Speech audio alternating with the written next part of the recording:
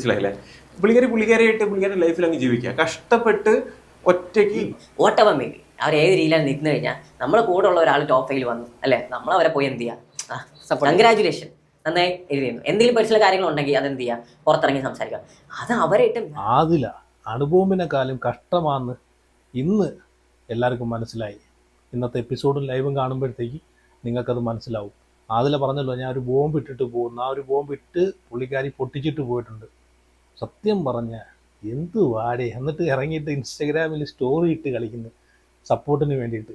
അനുവും അതുപോലെ ശൈത്യയും നൂറയും ഇവർ ഈ ആദില എല്ലാം കൂടെ നിൽക്കുന്നൊരു സ്റ്റോറി, ഒരു ലവ് ചിഹ്നമൊക്കെ ഇട്ടിട്ട്. എന്ത് വാടേ ഇത്, എന്തൊരു ദുഷിച്ച മനസ്സാണ്.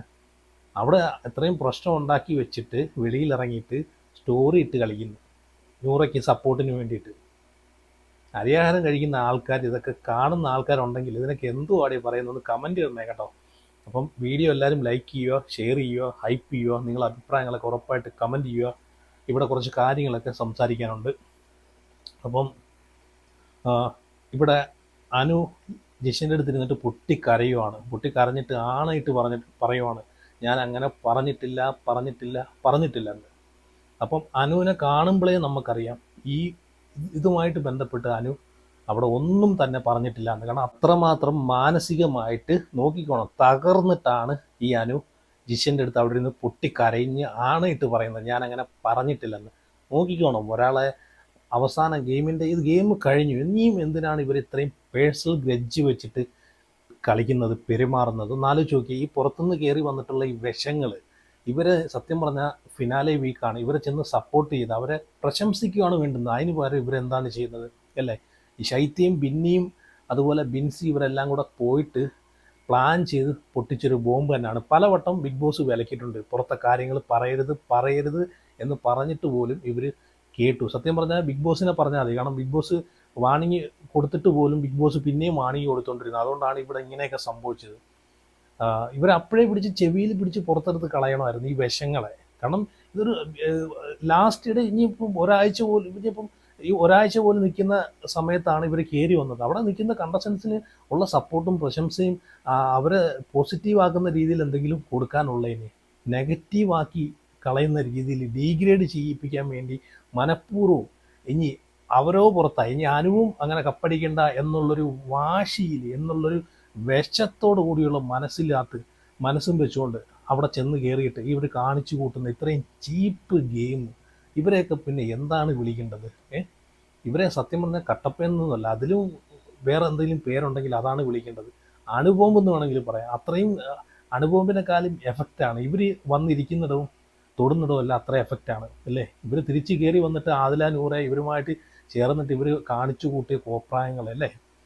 അപ്പം ഇവിടെ വിഷയം ഞാൻ പറയാം. ഇവിടെ ഇപ്പം അനു കരയാനുള്ള റീസൺ, അപ്പോൾ അക്ബർ അവിടെ കടന്ന് ഭയങ്കര ഇമോഷണലി തകർന്ന് കരഞ്ഞ് തരിപ്പണമാകും. ഇത്രയും കരഞ്ഞ് നാടകം കാണിക്കേണ്ട കാര്യം എന്താണ്? അക്ബർ പറയുന്നൊരു കാര്യം എന്ന് വെച്ച് കഴിഞ്ഞാൽ, ഇതിലും വലിയ കാര്യങ്ങൾ അക്ബർ പല ആൾക്കാരെയും പറഞ്ഞിട്ടുണ്ടല്ലോ, പലതും അവിടെ നിന്ന് പറഞ്ഞിട്ടുണ്ടല്ലോ. എന്തിന് രേണു സുധിയെ പറ്റിയിട്ട് പറഞ്ഞ വാക്കുകൾ. അപ്പോൾ ഇതൊന്നും മറ്റുള്ള ആൾക്കാർക്ക് പ്രശ്നമില്ല, അവർക്ക് ഫാമിലി ഇല്ലേ? അപ്പം അതും കൂടെ ചിന്തിക്കും. ഇതൊരു ഗെയിം ഷോ ആണെന്നും കൂടെ മനസ്സിലാക്കിയിട്ട് വേണം ഇങ്ങനെയുള്ള പരിപാടികളൊക്കെ ഇവിടെ കൊണ്ടുവന്ന് കാണിക്കാൻ. അപ്പോൾ ഇവിടെ അക്ബർ പറയുന്ന കാര്യം എന്താണെന്ന് വെച്ച് കഴിഞ്ഞാൽ, അക്ബർ പറയുവാണ് അനു ചീപ്പ് ഗെയിമാണ് കളിക്കുന്നത്. ഇത്രയും ചീപ്പ് ഗെയിം കളിച്ച് എൻ്റെ ഫാമിലിയെ, ഈ പറഞ്ഞിട്ടുള്ള ഫാമിലിയെ PR വെച്ച് തകർക്കാൻ വേണ്ടി, ഫാമിലിയെ മോശക്കാരാക്കി കാണിക്കാൻ വേണ്ടിയിട്ട് PR-നെ കൊണ്ട് പൈസ കൊടുത്ത് ചെയ്യിപ്പിച്ചെന്നുള്ളൊരു തെറ്റിദ്ധാരണ ഇവിടെ ആദിലെ ഇട്ട് കൊടുത്തിട്ടാണ് പോകുന്നത്. ശൈത്യം എടുത്തത് പറയുന്നത് ലൈവിനകത്ത് ഞാൻ കണ്ടു. ടിഷ്യൂ പേപ്പറിനകത്ത് എഴുതി PR-ൻ്റെ നമ്പർ കൊടുത്തെന്നും, അതുപോലെ നീ പുറത്തിറങ്ങി കഴിഞ്ഞിട്ട് നൂറയ്ക്ക് PR 50,000 രൂപ കൊടുത്തിട്ട് PR കൊടുക്കാനുള്ള പരിപാടിയൊക്കെ ചെയ്യാനും, അതുപോലെ അക്ബറിനെ ഇവിടെ വൈറ്റ് വാഷ് ചെയ്ത് വെളുപ്പിക്കുന്നുണ്ട്. അതിനെതിരെ നീ ഒന്ന് അക്ബറിനെ തകർക്കാനും അക്ബറിനെ ഡീഗ്രേഡ് ചെയ്യാനും വേണ്ടിയിട്ട് നിൻ്റെ PR-നെ ഒന്ന് നീ സെറ്റാക്കണമെന്നൊക്കെ പറഞ്ഞിട്ട് നമ്പർ എഴുതി കൊടുത്തെന്നാണ് ഇവിടെ ആദില അനുവിനെതിരെ ഇറക്കിയ ഒരു സ്റ്റേറ്റ്മെൻറ്റ്. അത് ശൈത്യം എടുത്ത് പറയുന്നുണ്ട്. ശൈത്യം ഇവർ തന്നെയാണ് ഇത് വെളിയിൽ പൊട്ടിച്ചത്, വേറെ ആരുമല്ല. നൂറ ഇതറിഞ്ഞു. അപ്പം എങ്ങനെയെങ്കിലും അനുവിനെ കപ്പടിപ്പിക്കരുത് എന്നൊരു ഉദ്ദേശത്തോടു കൂടി മാത്രം പ്ലാൻ ചെയ്ത് കയറി വന്നിട്ടുള്ള ടീമുകളാണ് ഇവർ. അപ്പം ഇവിടെ വേറൊരു സംഭവം നമ്മൾ നോട്ട് ചെയ്യേണ്ട ഒരു കാര്യം എന്ന് വെച്ച് കഴിഞ്ഞാൽ, ഇവിടെ ഇന്നത്തെ കാലത്ത് സ്വന്തം നമ്പർ പോലും നമുക്കറിയത്തില്ല.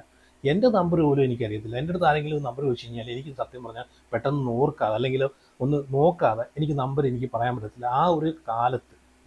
കാരണം നമ്മളെ തലയിൽ ഒരുപാട് കാര്യങ്ങൾ ഇങ്ങനെ ടെൻഷനായിട്ട് നടക്കുന്ന ഒരു സമയമാണ് അല്ലേ. അപ്പം അതുപോലെയാണ് അവിടെ നിൽക്കുന്നവരെ കാര്യം പിന്നെ പറയണ്ട, ബ്ലാങ്ക് ആയിട്ട് നിൽക്കുന്ന അവസ്ഥയാണ് അല്ലേ.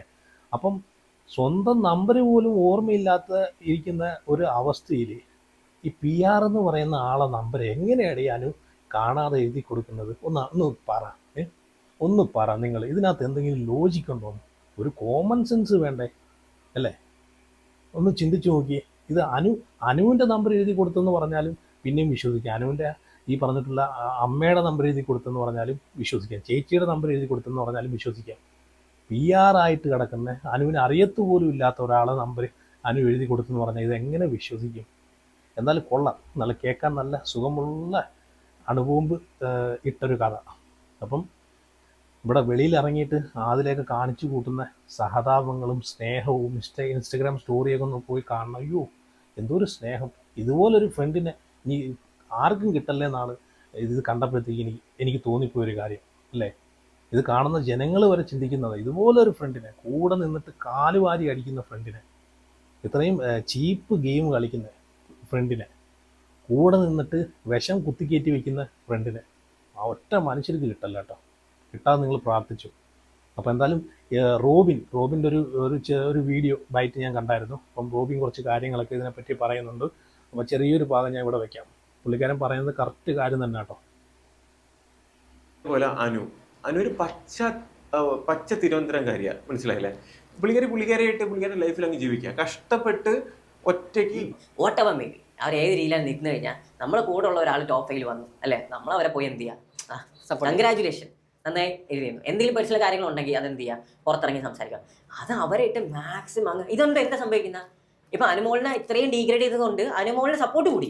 ഇത് കാണുന്ന ഒരാൾക്ക് എന്ത് ചെയ്യും? എന്തിനാണ് ഈ കൊച്ചിന് ഇത്രയും കിടന്ന് പറഞ്ഞത്? ആ കൊച്ചു പിന്നെ കൂടുതൽ പറയാനും പോയില്ലെന്നാ തോന്നുന്നു, ഞാൻ കൂടുതൽ കണ്ടില്ല. അപ്പൊ ഇത് കാണുന്ന ഞാൻ കണ്ട വീഡിയോസിലെല്ലാം ഞാൻ ആലോചിച്ചിട്ട് എന്തിനാണ് ഇതിനായിട്ട് ഇങ്ങനെ ടാർഗറ്റ് ചെയ്യുന്നത്? അപ്പൊ നമുക്ക് എന്ത് ചെയ്യും? ദേഷ്യം കൊണ്ട് സപ്പോർട്ട് കൂടുകയും ചെയ്യും അല്ലേ? സത്യമല്ലേ? അതെ. എന്ന് വെച്ചാൽ അവരോടുള്ള ദേഷ്യം അങ്ങനെ കാണിച്ചു തരാന്നുള്ള രീതിയിലും കുറെ പേര് എന്ത് ചെയ്യും?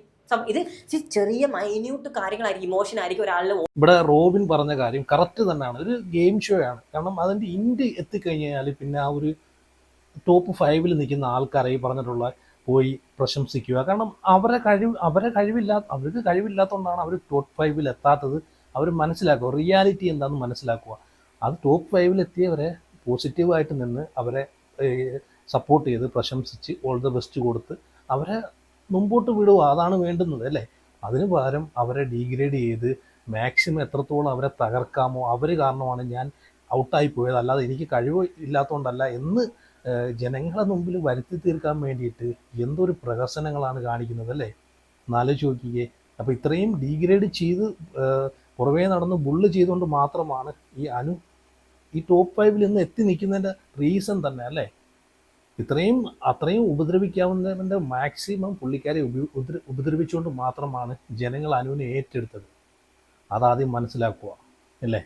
ഇന്ന് ഈ ഒരു ടോപ്പ് 5 പുള്ളിക്കാരി എത്തി നിൽക്കണമെങ്കിൽ അത്രയും ജനങ്ങൾ കണ്ട കാര്യങ്ങളാണ്. പുറമേ നടന്ന് ബുള്ളി ചെയ്യുന്നതും ആക്രമിക്കുന്നതും അത് പുറത്താണെങ്കിലും ബിഗ് ബോസ് വീട്ടിൻ്റെ അകത്താണെങ്കിലും അല്ലേ, ഇതൊക്കെ ജനങ്ങൾ കണ്ട് ഏറ്റെടുത്തുകൊണ്ട് മാത്രമാണ് അനു ഇന്ന് ടോപ്പ് 5 നിൽക്കുന്നത് തന്നെ.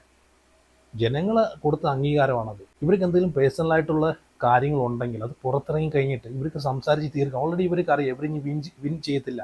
അവർ ഓൾറെഡി എവിക്റ്റായ കണ്ടസ്റ്റൻസുകളാണ്, പുറത്ത് വന്ന കണ്ടസ്റ്റൻസുകളാണ്. അല്ലേ അവർ കപ്പടിക്കത്തില്ല എന്ന് ഉറപ്പായ ആൾക്കാരാണ്. പിന്നെ എന്തിനാണ് ഇത്രയും നാടകങ്ങൾ കാണിക്കുന്നത്? പുറത്തിറങ്ങി കഴിഞ്ഞിട്ട് എന്തെങ്കിലും ഉണ്ടെങ്കിൽ അത് പറഞ്ഞു തീർക്കുക, അല്ലെ അത് അവിടെ വെച്ച് തന്നെ തീർത്തിട്ട് വരുക. ഇതൊരു ഗെയിമാണ്, എൻഡ് ഓഫ് ദി ഡേ ഇതൊരു ഗെയിമാണെന്നുള്ളൊരു ചിന്ത പോലും ഇല്ലാതെയാണ് ഇവരൊക്കെ അവിടെ കയറി ചെന്ന് ഇത്രയും പ്രശ്നങ്ങളാക്കി വെച്ചിട്ടുള്ളത് അല്ലേ. രണ്ടാമത് ഇവർ റീ എൻട്രി പോയിട്ടുള്ള ഈ ശൈത്യ, ബിൻസി ഇവരൊക്കെ കാരണമാണ് ഇപ്പം ഈ ഒരു വിഷയം കൂടെ ഉണ്ടായിട്ടുള്ളത്. ആദിലെ വരെ ഇവിടെ കട്ട നെഗറ്റീവായത് ഇവർ റീ എൻട്രി ആയിട്ട് കയറി ചെന്നിട്ടുള്ള ഇവരെ ഈ വിഷം കുത്തിവെക്കൽ കാരണമാണ് അല്ലേ. അതിലേക്കൊന്ന് പോസിറ്റീവായി വന്നതാണ്.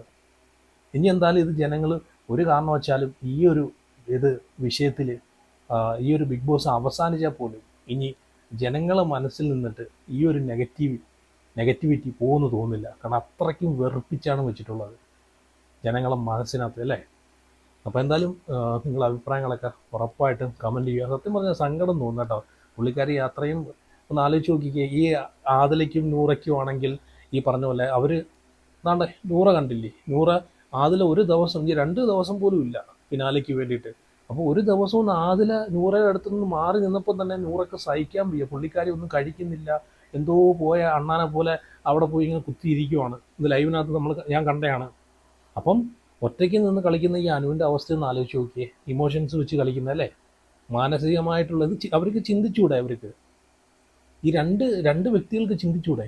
ഇത്രയും പുറമേ നടന്ന് ഉപദ്രവിച്ച് ബുള്ളി ചെയ്ത് ഇത്രയും അറ്റാക്ക് ചെയ്യുമ്പോഴത്തേക്ക് ഒറ്റയ്ക്ക് നിന്ന് കളിക്കുന്ന അവരെപ്പോലെ സ്ത്രീയല്ലേ അതും, അല്ലേ, ഒരു പെണ്ണല്ലേ അത്? ഒന്ന് ആലോചിച്ച് നോക്കി. അത്രയും തകർന്നിട്ടാണ് അനു ഒന്ന് പൊട്ടിക്കരയുന്നത് തന്നെ. ഞാൻ അങ്ങനെ ചെയ്തിട്ടില്ല നാണയിട്ട് പറയുന്നുണ്ട് ജിഷിനോട്, അല്ലേ. എന്തായാലും കൊള്ളാം. നല്ല ഇതുപോലൊരു ഫ്രണ്ടിനെ ആർക്കും കിട്ടാതിരിക്കട്ടെ. നല്ല അടിപൊളി ബെസ്റ്റ് ഫ്രണ്ട്. അപ്പം നിങ്ങളുടെ അഭിപ്രായങ്ങളൊക്കെ ഉറപ്പായിട്ടും കമൻറ്റ് ചെയ്യുക. അതുപോലെ വീഡിയോ ലൈക്ക് ചെയ്യുക, ഹൈപ്പ് ചെയ്യുക. See U.